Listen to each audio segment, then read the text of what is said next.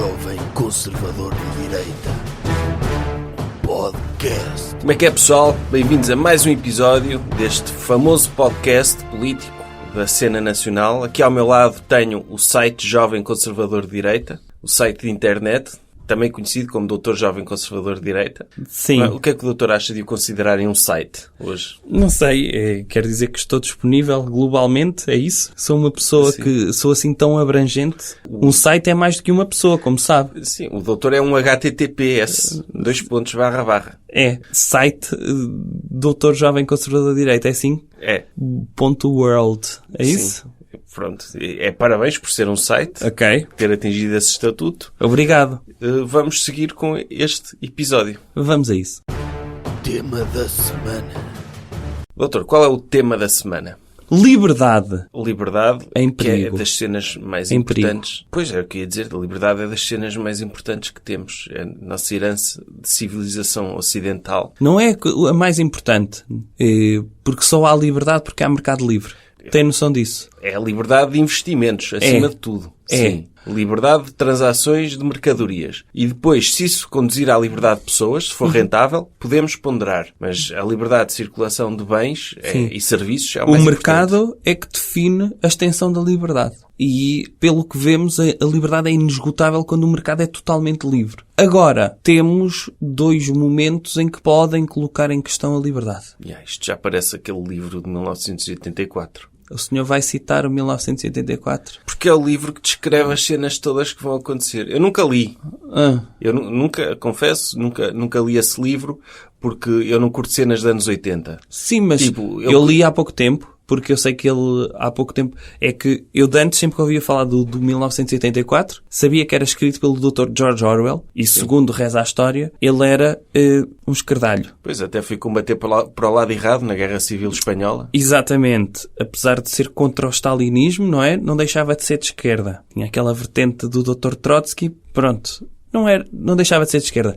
Mas, pelos vistos, nos anos 80, e sobretudo agora, século XX, ele, pós-mortem, foi beatificado liberal. E então eu voltei a reler, agora que ele já é liberal, Sim, e percebo. A Iniciativa Liberal enviou-lhe uma ficha de inscrição para militante. Certo. Ele agora é liberal. É. Ele agora é contra nacionalizações. Aliás, eles mandaram uma mensagem ao túmulo do Dr. George Orwell e disse: o senhor escreveu o 1984, é liberal e não sabia. Pois. E ele é. Ele amochou logo. Amochou logo. Sim.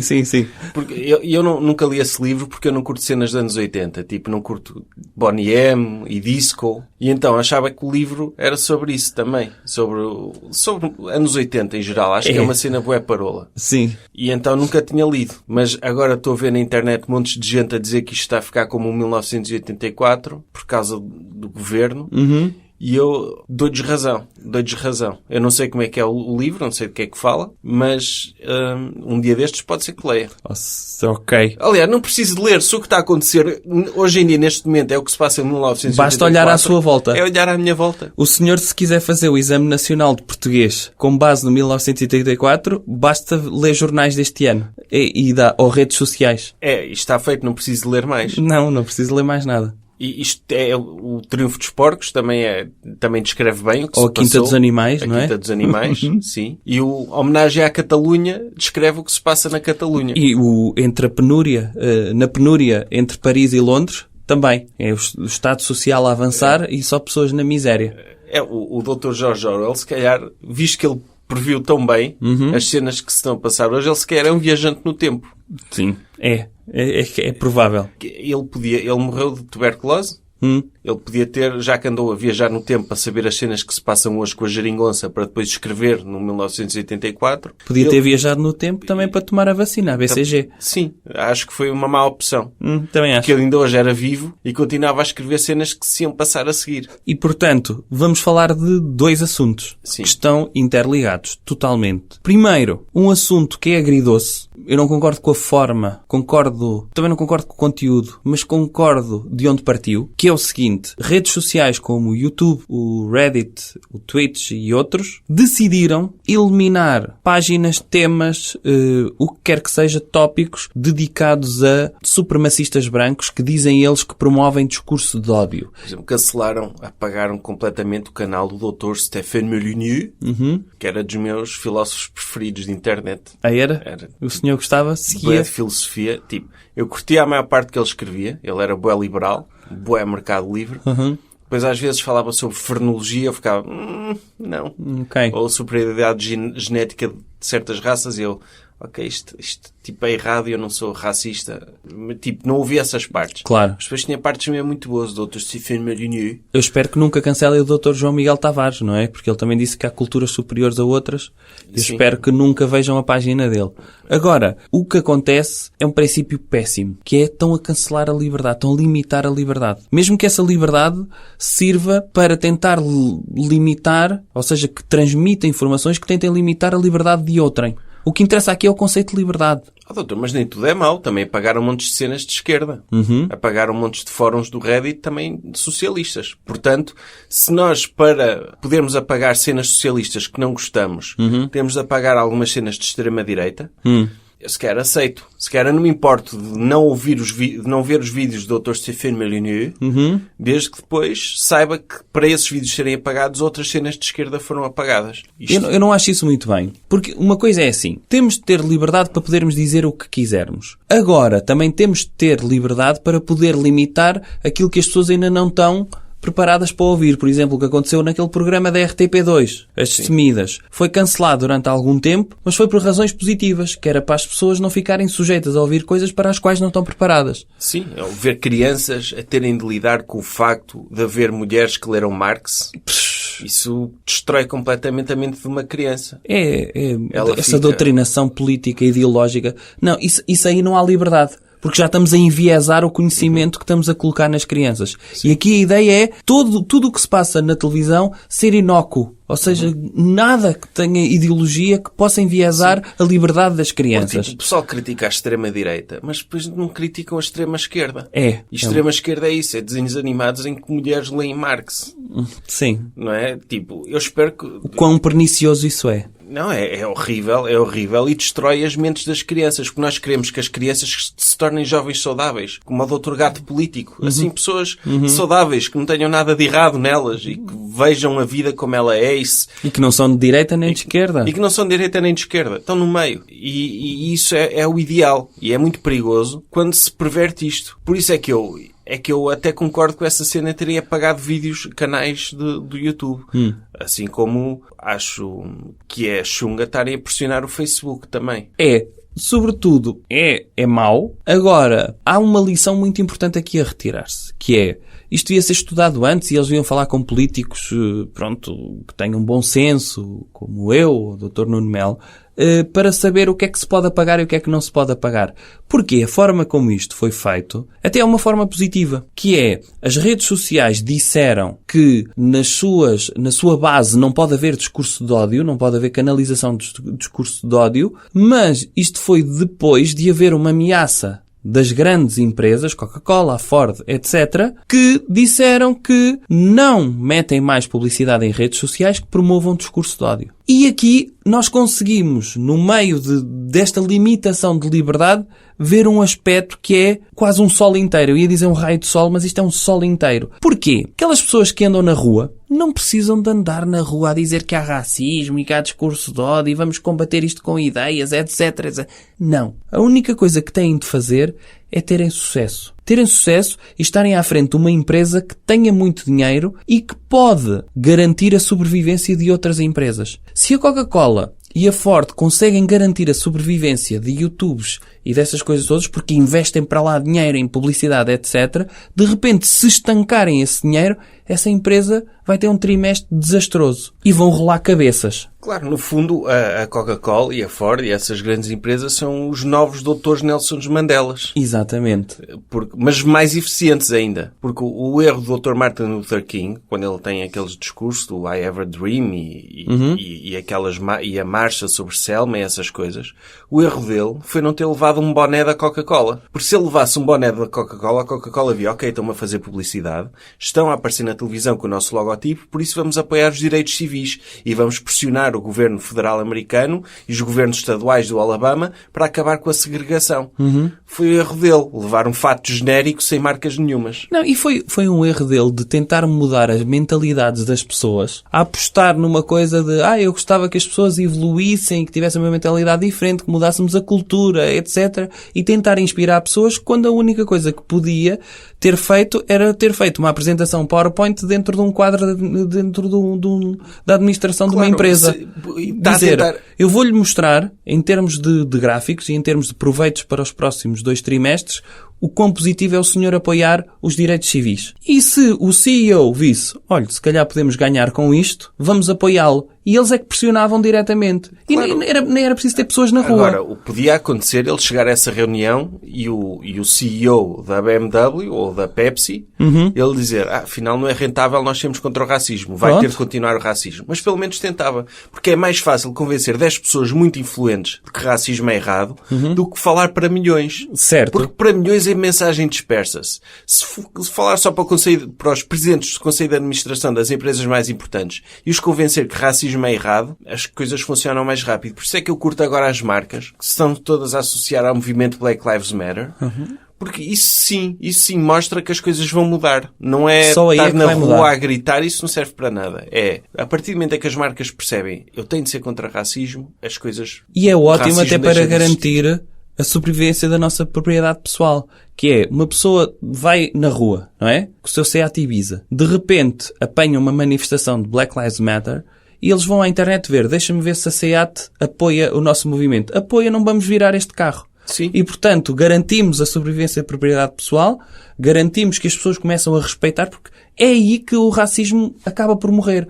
Quando as cidades ficam intactas e quando as empresas começam a garantir que, calma, não há disseminação de ideias racistas, porque nós não patrocinamos já os sítios onde se pode disseminar ideias racistas. O que não pode acontecer é os governos interferirem nisso. Como é óbvio, esta era a última parte do meu discurso, que era, uma coisa é ser empresas privadas a resolver todos os problemas sociais do mundo, está mais do que provado, é científico, que é assim que acontece. Aconteceu no tempo da Dra. Margaret Thatcher, em que o mundo todo, e do Dr. Ronald Reagan, em que o mundo era perfeito, praticamente. Os anos 80, o senhor pode não gostar da música, mas em termos económicos, qual é a sua década preferida? 80. Toda a gente, não é? Sim. Quantas pessoas vemos na rua com t-shirts do Dr. Ronald Reagan a dizer Revenge of the 80s, não é? Claro, e se não fosse uma década tão boa, também o Dr. George Orwell não a tinha escolhido para escrever o livro que escreveu. Sim, lá está. Sim.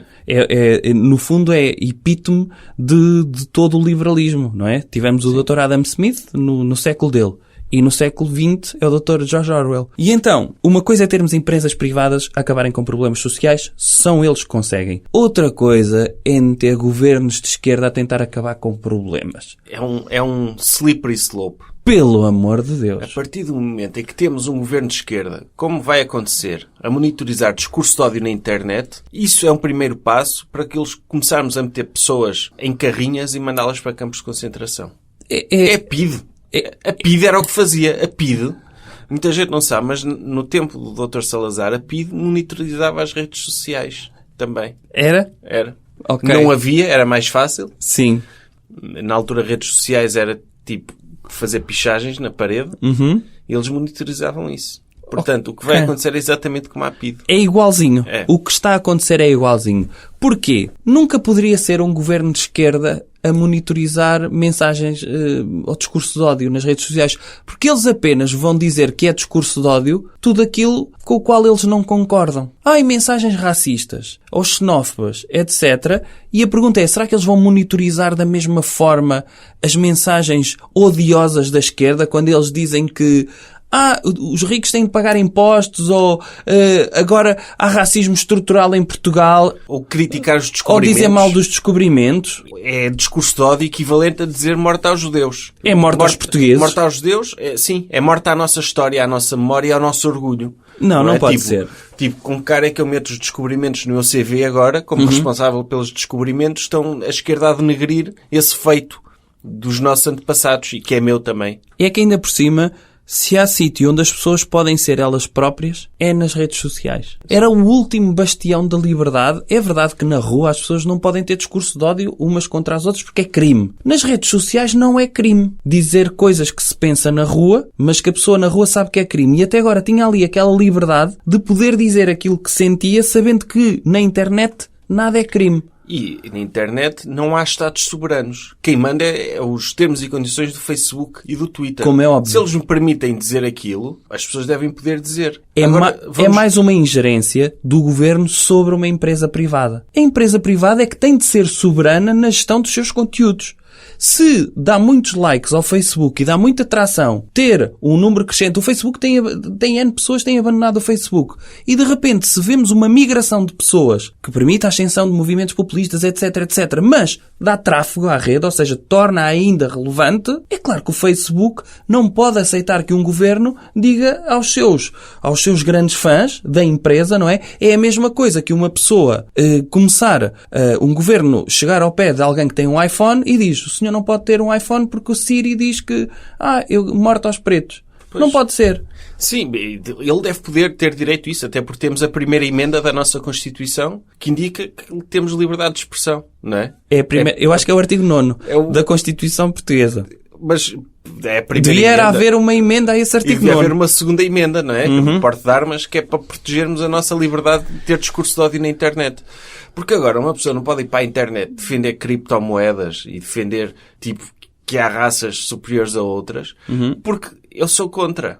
A cena das raças, criptomoedas sou a favor, mas a cena das raças, eu sou contra esses argumentos, mas acho que devem ser debatidos. E se tivermos o governo a dizer, não podem debater que isto é discurso de ódio. Ou, por exemplo, alguém diz, morte aos pretos. Sou absolutamente contra. É a cena mais reprovável que pode haver. Mas eu, através do debate, vou conseguir convencer aquela pessoa a deixar de pensar assim. Claro. como Ela é diz óbvio. morte aos pretos. Ok, eu vou lá convencer, isso é errado, é racista. Ele diz, ok, então morte a 40% dos pretos. É errado também. Sim, mas é estamos a menos ver que já errado. estamos Há a progresso. dar ali a volta. Há progresso, sim. E nos debates, que normalmente, sobretudo quando as pessoas sabem, as redes sociais, como se costuma dizer, a qualidade dessas redes é o uso que a pessoa dá a ela. Há também um grande número de pessoas que dão um uso positivo às redes sociais, aquelas pessoas que metem uma opinião e que pode parecer muito polarizada, mas de repente é aquela opinião como abertura de jogo no xadrez, não é? Agora vamos ver que argumentos é que vocês me dão para ver se eu mudo de opinião. E em grande parte dos debates há N pessoas a mudarem de opinião na internet. É um hábito, sim. É um hábito O discurso saudável. de ódio não se combate com a opressão do governo. Combate-se com um discurso de amor. Aliás, se pensar bem, o que é que isto é? É o governo a demonstrar ódio ao discurso de ódio. Sim. E no fundo, na mesma frase, qual é que é a palavra que se repete? É o ódio. E ódio não se combate com ódio. Sabe disso? Sim. Agora, doutor, é preciso dizer uma coisa. Imagine que o doutor Cabeça de Geleia chega a primeiro-ministro. Como é que ele vai combater o discurso de ódio na internet? Ele diz que ia pôr ordem na bandalheira do Twitter, em Portugal, não é? Ele começou, sim, foi a primeira pessoa a propor essa ideia. E eu espero que o governo PS não se tenha inspirado no Dr. Cabeça de Geleia para meter mão na internet. Sim. Porque ele foi a primeira pessoa a dizer que ia meter mão no Twitter. Sim. Que aquilo era uma bandalheira. Havia demasiadas pessoas a dizer que ele faz sexo com a doutora Acácia. Coisas completamente difamatórias que não acontecem. E que, alegadamente, não sabemos o que é que ele faz em privado, isso é com ele. Cada um sim. sabe se Isso é com ele, eu não sei. Aliás, não conheço suficientemente a anatomia de uma coelha para saber se cabe, como é que funciona. Sim. Tipo, são coisas que ele é que tem de fazer essa gestão, não somos nós que temos de estar a especular sobre isso. Agora, ele decidiu que queria pôr ordem no Twitter. O governo decidiu, ok, vamos monitorizar o discurso de ódio. Nem sequer a polícia já faz esse tipo de trabalho. A questão é o governo ter um departamento que vai fazer um estudo e um levantamento sobre aquilo que acontece ao nível do discurso de ódio.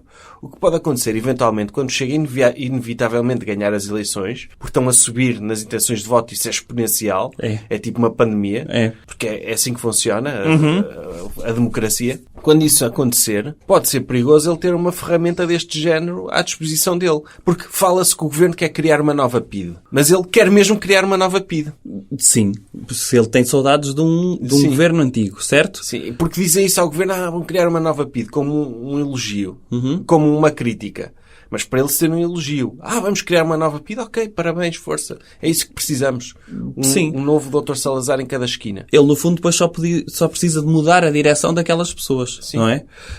Fica com o levantamento do discurso de ódio feito e fica, ok, estão aqui pessoas de quem eu gosto, com quem eu posso contar, não é? É o governo que está a fazer um trabalho de recrutamento para ele. Ele depois abre o dossiê e vê, é assim tantas pessoas com discurso de ódio que gostam de mim. Ótimo. Então vou usar estas pessoas e criar umas novas brigadas SS ou uma coisa assim. Vai reinserir aquelas pessoas na sociedade que foram oprimidas para serem elas a monitorizar o discurso de ódio. No fundo é o governo que está a fazer um pouco o trabalho dele. Se fizer um levantamento muito extenso do discurso de ódio na internet, acaba por fazer uma base de dados para o Dr. Cabeça de Geleia utilizar. É péssimo. E por muito continuem a citar o Dr. Karl Popper, com o seu paradoxo da tolerância, não me venham com tretas. Liberdade é liberdade. E estão a minar a liberdade. Podem minar essa liberdade se forem empresas privadas. Se for o governo, nem pensar. Deixem o governo governar o mínimo. Nunca meter a mão em aspectos que foram conquistados com o 25 de novembro, que foi a nossa liberdade. Coisas que devemos evitar. Que comportamento é que devemos evitar? Devemos evitar nacionalizar. Pois, que é o que está a acontecer agora, não é? Qual era a sua solução para a TAP, doutor? Era um leilão. Um leilão? Sim. O doutor Cabeça de Geleia, apesar de nós o criticarmos, teve a melhor ideia para a TAP, que é não nacionalizar e tornar a TAP numa empresa robusta e que faça o seu trabalho ao serviço dos portugueses. Sim. O doutor concorda com isso? Eu acho que não há quem não concorde com isso. Portanto, Não, há quem diga que a TAP devia falir. Pronto, O doutor Cabeça de Geleia diz não deve falir, não deve ser nacionalizada, mas deve ser forte. É uma empresa forte, certo, que ele ia tornar. Eu concordo que a TAP devia ser forte e robusta, mas privada, como é óbvio. Sim. E que desse lucro às pessoas, porque eu gosto de ver empresas privadas a darem lucro. Agora, neste caso, como foi criada aqui uma pescadinha de rabo na boca, que é uma empresa que não dá lucro, tem o Estado como sócio, não é maioritário, mas que é quase, a ter de injetar capital, que é do nosso dinheiro, quer dizer que vão levantar mais impostos, eu fazia um leilão da TAP. Metia aviões no terminal do aeroporto lá de baixo, da Portela, e dizia, quem é que quer pintar isto com as cores da Ryanair? Ou da EasyJet? O que é que quer comprar um avião para fazer uma discoteca, não é? Como já houve. Exatamente. Sim. Quem é que quer fazer um restaurante aqui? Ou qualquer coisa. Começar a vender ao desbarato. E ficarmos sem... Nós não precisamos. Pois. Temos outros aviões a aterrar no aeroporto. Doutor, mas... É verdade que são um bocadinho mais caros. Mas as pessoas têm de... Se querem merecer viajar para sítios a sério, não é? Sítios importantes como Londres, Nova Iorque, Singapura, tem de trabalhar mais. Doutor, mas por um lado, também a TAP sendo nacionalizada é uma oportunidade para o doutor a privatizar. Não, esse é o único aspecto positivo. Sabe que eu vejo sempre o copo meio cheio. E, portanto, o único gozo que me dá ao ver coisas nacionalizadas é pensar, dentro em breve vamos conseguir outra vez privatizar isto. E depois corre mal, o governo injeta dinheiro, nacionaliza-se e volta-se a privatizar. É o ciclo económico. É o ciclo económico.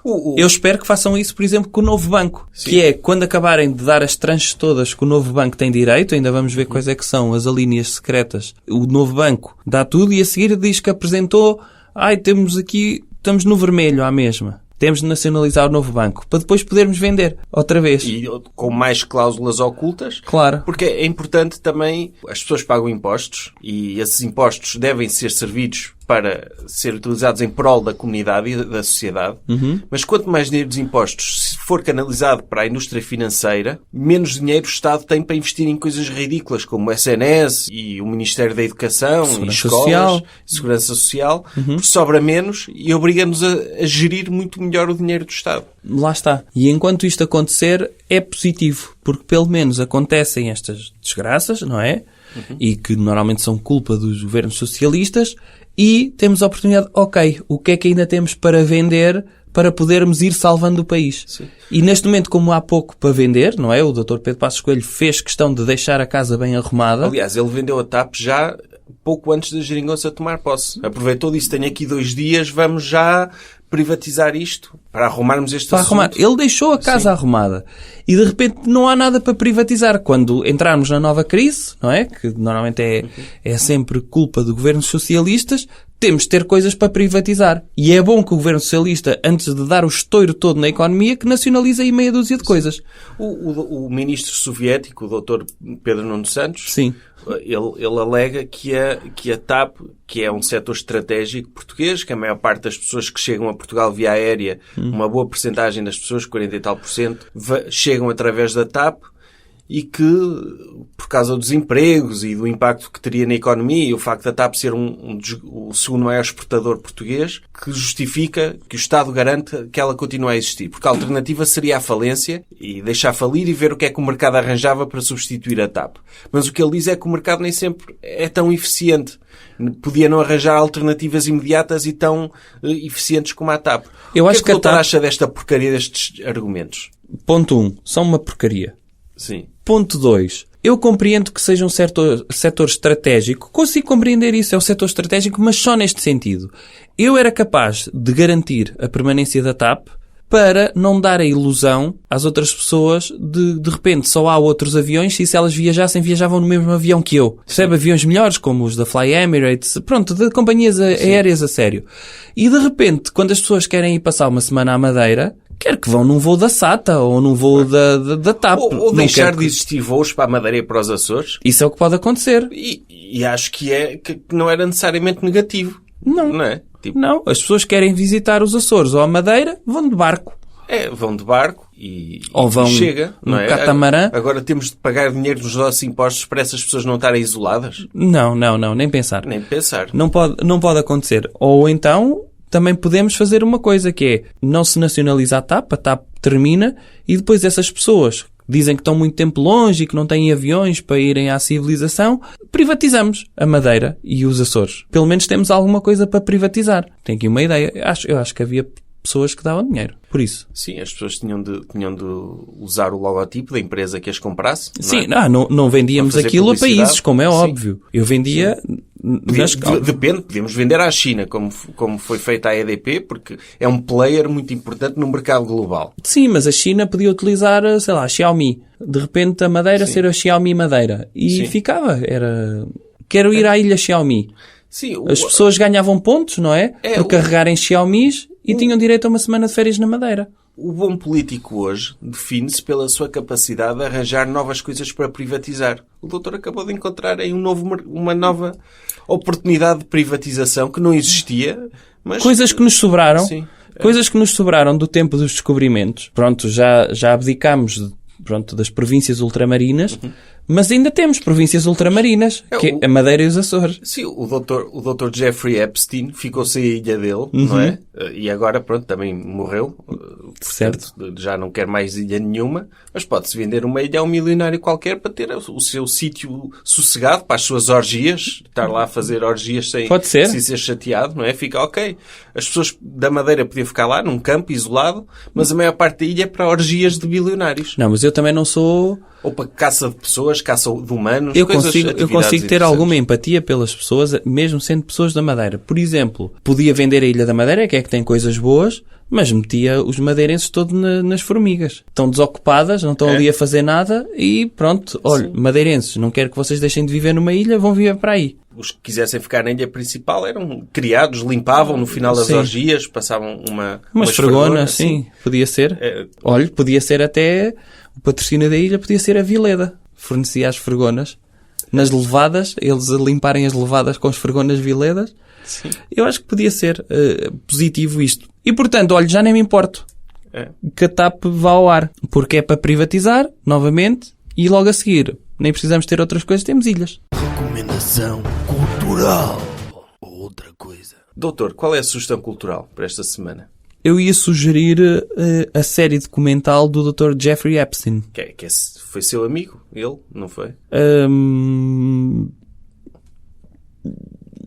O doutor não precisa ter vergonha. Houve muita gente poderosa a viajar no avião dele, quando ele estava vivo. E antes de cair em desgraça. Está a falar de qual avião? O Lolita Express. Foi viajar lá o Dr. Bill Clinton, o Dr. Chris Tucker, várias pessoas importantes que viajaram nesse avião.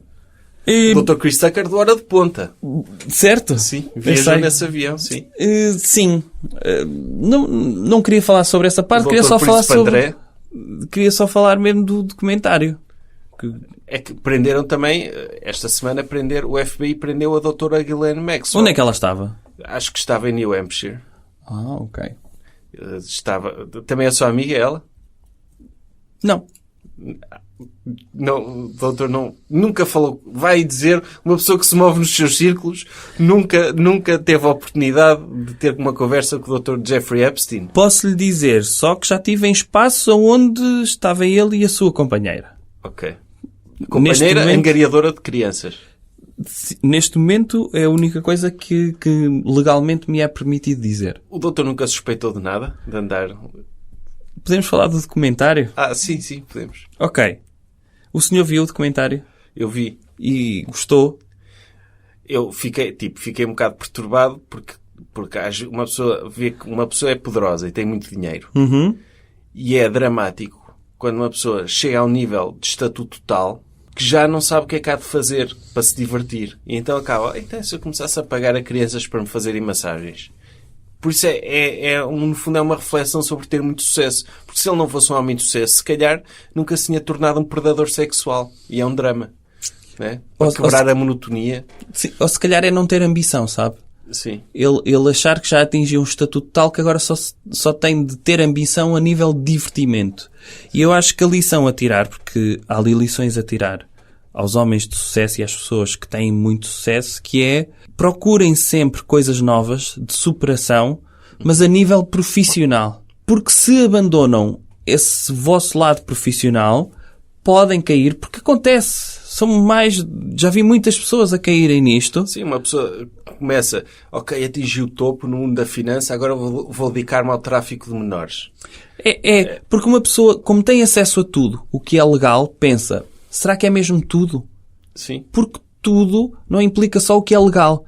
Implica outras coisas que podem ser ilegais. E pode-se dar-se esse salto. E é por isso que eu digo sempre às pessoas, há um mundo ainda a explorar a nível profissional. Daí, na parte... Foi isso que o doutor disse ao Dr. Jeffrey Epstein? Eu, neste momento, a única coisa que estou autorizado a dizer é que já tive em alguns sítios, e isso está documentado, está na minha agenda física, em que estive em algumas festas onde ele esteve. O que é que o doutor sentiu quando ele se suicidou? Ficou triste por ele ou ficou ok? Eu fico sempre... Ou ficou contente pelos seus amigos? Eu fiquei logo triste quando ele foi apanhado. Sim. Isso deixou-me triste. Porque é sempre triste ver uma pessoa que estava acima de qualquer suspeita. Sim. Uma pessoa que tinha um estatuto incrível, de repente ser apanhado, vê-la ser preso, vê-la ser interrogado. Vê-la ser forçado a falar para as autoridades do facto de ter um pénis em forma de ovo. Sim, também. Eu não precisava de saber o formato, a forma do pénis do Dr. Jeffrey Epstein. E não precisava, não é porque já sabia e porque já tinha visto, não é nada disso. Atenção, eu apenas estive em algumas festas onde ele esteve.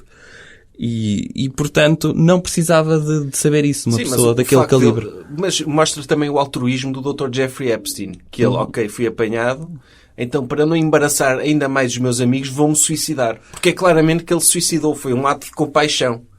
Sim. Acaba por ser, digamos, uma defesa da classe. Não é? De repente, o que poderá estar ali implícito é que outras pessoas que se movimentavam nos seus círculos e que tinham também muito poder, poderiam estar envolvidos nesses esquemas, e ele, por forma a garantir que ninguém passava pela vergonha de ser apanhado, sobretudo pessoas que atingiram o estatuto tal, suicida-se. Suicida-se? E é um suicídio claro ali. Sim, é claro, não há dúvidas sobre isso. Isso é óbvio. E quem disser o contrário está a alinhar em teorias da conspiração. Como é óbvio. por exemplo, o Dr. Príncipe André, também um homem acima de qualquer suspeita, que é forçado a dizer numa entrevista que houve uma rapariga, uma menor, que na altura menor, que disse que tinha tido relações sexuais com ele e que ele suava muito, e ele foi forçado a dizer que tinha uma condição de saúde que não suava. Que não suava. Ou seja, uma pessoa ficar a saber um pormenor íntimo destes da realeza, Não tem precisamos. um príncipe que não sua. Eu não sei como é que ele não sua. É como aos cães, é pela língua. Pode ter queimado. Ele Pode quando- ter queimado. É possível queimar nossa Segundo fonte. ele foi na guerra das Falklands, ele teve um choque de adrenalina e que deixou de ter a capacidade de suar. Suou tudo. É o superpoder dele. É não Consegue suar. suster o suor. Sim. Ok?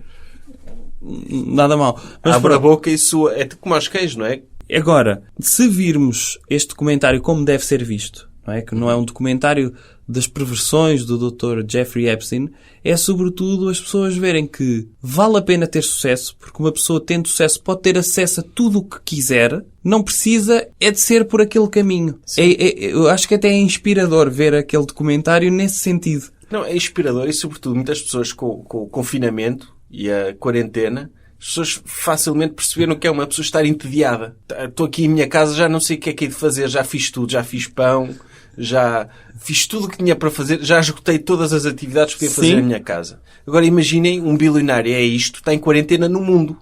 Já fiz tudo o que podia fazer, já atingi o topo. Agora só me restam coisas ilegais. Agora, a pessoa tem de ter a capacidade de autocontrole e de contenção para não passar certos limites. Sim. Sim, tráfico de crianças é um limite, não façam. Não façam. Eu sei que nós temos pessoas de sucesso a ouvir-nos. Sim. Por favor, não enveredem por esses caminhos. Porque podem embaraçar os vossos amigos depois. Certo. Podem E vai-vos presos, obrigar a... podem ter de se suicidar na prisão. A vossa esposa ou companheira que vos ajudava no tráfico, que vocês envolveram nisso, pode vir a ser presa. E não vale a pena. Desnecessariamente. Não vale a pena. Podem até pensar isso uma ou duas vezes e ver filmes, comprar filmes disso. Agora fazer... Está a ver? Se o resultado é este, não vale a pena. É. Agora sim, o que as pessoas devem saber que vale a pena, e valia a pena ser o Dr. Jeffrey Epstein, acho que todas as pessoas que veem aquilo tinham o sonho de ser, tirando aquela parte. Sim. Quem é que não gostaria de ser o Dr. Jeffrey Epstein, tirando essa parte do tráfico de menores? Sim. Já viu, uma pessoa ser convidada para viajar num avião privado do Dr. Jeffrey Epstein. Ele às vezes, há rumores que ele faz coisas com crianças. Ok, mas vai de jato privado. Claro. Com o Dr. Bill Clinton, com o Dr. Chris Tucker, um amigo do Dr. Trump, amigo pessoal do Dr. Trump. Uma pessoa vai dizer que não. É o que eu digo. Se tirarmos essa parte, quem é que de nós não gostaria de ser o Dr. Jeffrey Epstein? Sim. O senhor não gostaria? Quem me dera. Eu acho que ninguém diria que não a essa pergunta, não é? Quem me dera ser o Dr. Jeffrey Epstein, uma pessoa de sucesso, boa no que faz, nunca tira um curso superior e ainda assim foi convidado para trabalhar Super eficiente no seu local de trabalho. Sim. Super inteligente. Sim, uma pessoa Quem é que não gostaria de ser? Uma pessoa vê como é que uma pessoa tem tanto sucesso e ainda tem tanto tempo para receber tantas massagens. Eu Não é? digo-lhe, eu fiquei impressionado com a quantidade de tempo livre que ele tinha e eu até gostava de saber mais da vida dele, não essa parte do tráfico de menores, mas a parte de como é que ele trabalhava mesmo. Porque isso é que me impressiona. Ele tem tanto tempo livre que ele deve ter um método qualquer extraordinário de trabalho. Sim, há quem diga que o negócio dele era chantagear pessoas de sucesso. Pronto, mas era isso que eu gostava. Sim. Acho que o foco foi demasiado nessa parte, e eu acho que isso não o define. Devia ser também como é que alguém consegue atingir tal sucesso tendo aquela vida à parte, e que tem muito tempo essa vida. Eu queria era à parte como é que ele chega a bilionário em tão pouco tempo e com tão pouco tempo dedicado a ganhar dinheiro durante o dia. É extremamente eficiente. A partir do momento em que já há um comentário sobre a pedofilia do Dr. Jeffrey Epstein, ok, está arrumado esse assunto. Não se fala mais disso. Já sabemos o que é que ele é, o que é que ele fazia. Agora, falta um documentário sobre a parte boa dele, não é? Como ele era com o ser humano, como ele era com os amigos dele, como ele era a trabalhar. Falta esse lado bom, o lado positivo. Uma prequela. Porque ninguém é só mau. Ninguém, ok, a pedófilo é mau. Mas depois há o lado bom de alguém. Sim. Portanto, eu aconselho vivamente isso, porque vão ficar com vontade de ver só o lado bom dele. E fala que uma pessoa que o conheceu de perto, não é? Já estive em festas no mesmo sítio que ele. É verdade. Despeça-se lá das pessoas. Bem, é mais um episódio do site Dr. Jovem Conservador de Direita. Até para a semana. Até para a semana. Jovem Conservador de Direita. Podcast.